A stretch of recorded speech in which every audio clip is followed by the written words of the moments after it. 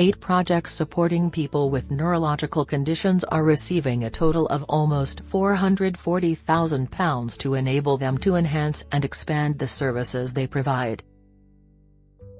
The Scottish Government funding is the 4th round of awards made as part of a 5-year action plan to improve support for people living with neurological conditions. A joint initiative by the Care Inspectorate and NHS Ayrshire and Arran is one of the successful bids. £35,000 will be used to develop a national care network for care-at-home staff who would use it to share their experiences of looking after people with different neurological conditions and how best to meet their needs. There are 1 million people in Scotland living with a neurological condition, yet only 38,746 are receiving extra financial support of up to £691 every 4 weeks through Personal Independence Payment, PIP, or Adult Disability Payment, ADP. Across Great Britain, that figure rises to more than 423,500 claiming disability benefits to help with additional daily living or mobility needs. Commenting on the funding to help support people with neurological conditions, Minister for Public Health and Women's Health Jenny Minto said, 1 million people in Scotland live with a neurological condition, which is why we are committed to the Neurological Action Plan, as it supports various organisations to help these people to live well and on their own terms regardless of where they stay.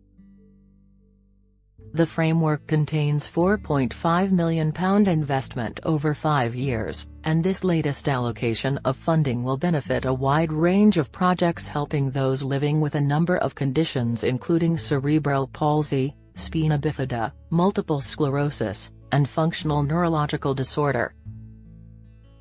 A full list of the organisations being funded can be found here.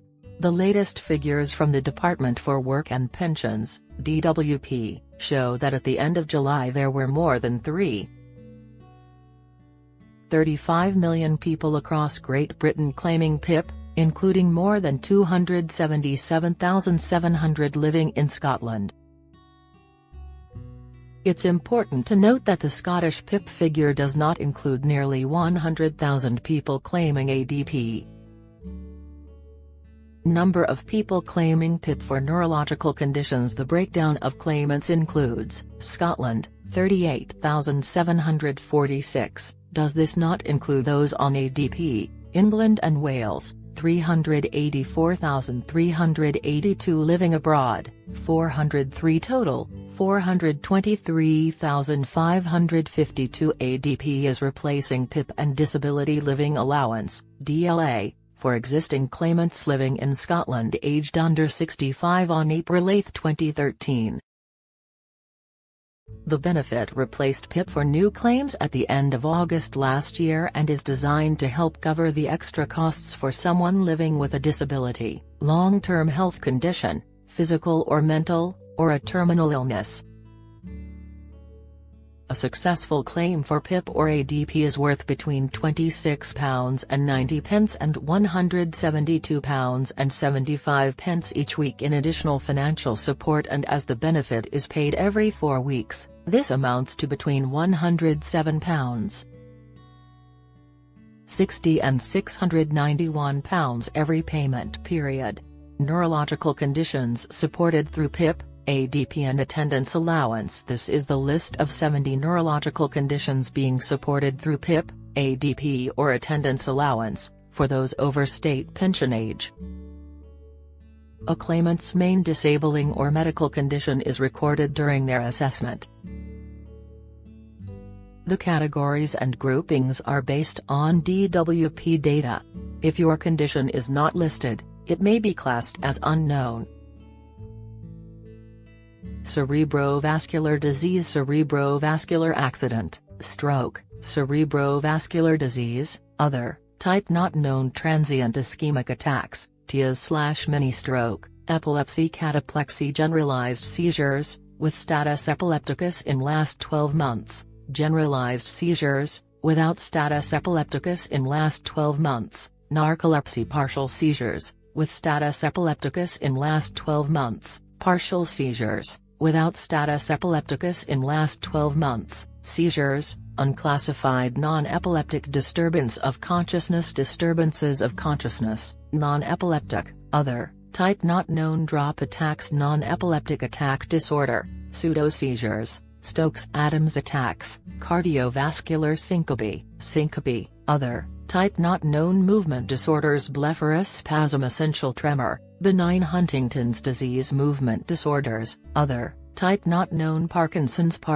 syndrome, Parkinsonism, torticollis, Tourette's syndrome, Reiter's-Grant, multiple sclerosis, benign tumors, neurofibromatosis, tumors, benign, other, type not known, hydrocephalus, headache, dizziness, cause not specified, headache, other causes of, cause not known, migraine, head injury, cognitive and sensory motor impairment, head injury, cognitive impairment, head injury, sensory motor impairment, spinal cord compression, paraplegia, traumatic, spinal cord compression, other causes of, cause not known, syringomyelia, syringobulbar, tetraplegia, traumatic, degenerative neuronal diseases, other, type not known, motor neuron disease, cerebral palsy, ataxic cerebral palsy, athetoid cerebral palsy, diplegic cerebral palsy, hemiplegic cerebral palsy, other, type not known, cerebral palsy,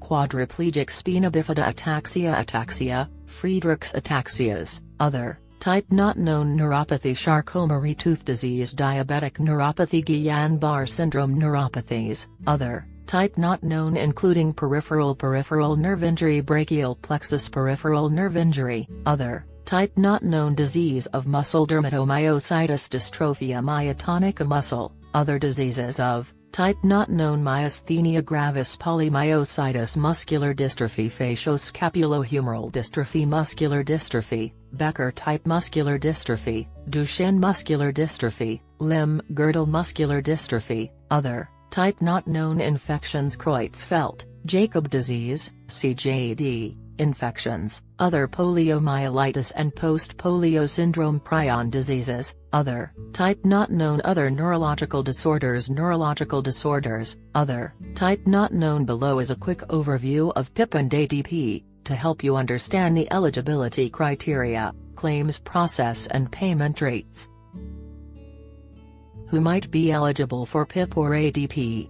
To be eligible for PIP or ADP, you must have a health condition or disability where you have had difficulties with daily living or getting around, or both, for 3 months. Expect these difficulties to continue for at least 9 months. You usually need to have lived in the UK for at least 2 of the last 3 years and be in the country when you apply.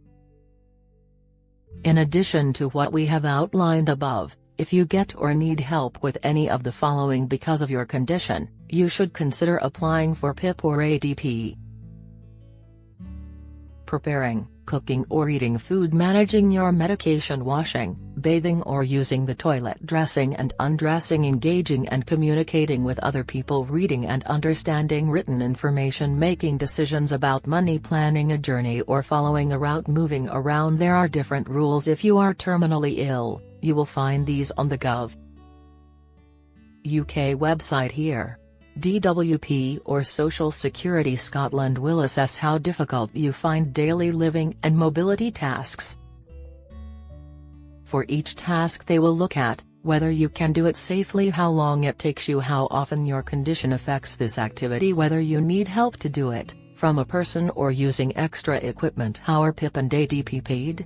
PIP and ADP are usually paid every 4 weeks unless you are terminally ill, in which case it is paid weekly. It will be paid directly into your bank, building society or credit union account. ADP is paid at the same rates as PIP. What are the PIP and ADP payment rates? You will need an assessment to work out the level of financial help you will receive, and your rate will be regularly reviewed to make sure you are getting the right support. PIP is made up of 2 components. Daily living mobility, whether you get one or both of these and how much depends on how severely your condition affects you. You will be paid the following amounts per week depending on your circumstances. Daily living standard rate, £68. 10 enhanced rate, £101.75. Mobility standard rate, £26.90. Enhanced rate, £71. How you are assessed. You will be assessed by an independent healthcare professional to help the DWP determine the level of financial support, if any, you need, for PIP. Face-to-face consultations for health-related benefits are offered alongside video calls, telephone and paper-based assessments. It's important to be aware there is no choice here, it's up to the health professional and DWP. Adult disability payment assessments will not involve face-to-face assessments, unless this is preferred by the claimant. Find out more about the changes here. You can find out more about DWP PIP assessments here. Get the latest record money news. Join the conversation on our Money Saving Scotland Facebook group for energy and money saving tips, the latest benefits news, consumer help and advice on coping with the cost of living crisis. Sign up to our Record Money newsletter and get the top stories sent to your inbox daily from Monday to Friday, including a special cost of living edition on a Thursday. Sign up here. You can also follow us on X, formerly Twitter, at @recordmoney_ for regular updates throughout the day. How do you make a claim for PIP? You can make a new claim by contacting the DWP. You will find all the information you need to apply on the Gov. UK website here. Before you call, you will need your contact details, your date of birth, your national insurance number. This is on letters about tax, pensions and benefits, your bank or building society account number and sort code, your doctor or health worker's name, address and telephone number, dates and addresses for any time you've spent abroad, in a care home or hospital. How to apply for ADP. People can apply ADP, over the phone, by post or in person. To find out more or apply, visit the dedicated pages on mygov.scot here or call Social Security Scotland on 0800 182 2222. Join the Daily Records WhatsApp community here and get the latest news sent straight to your messages.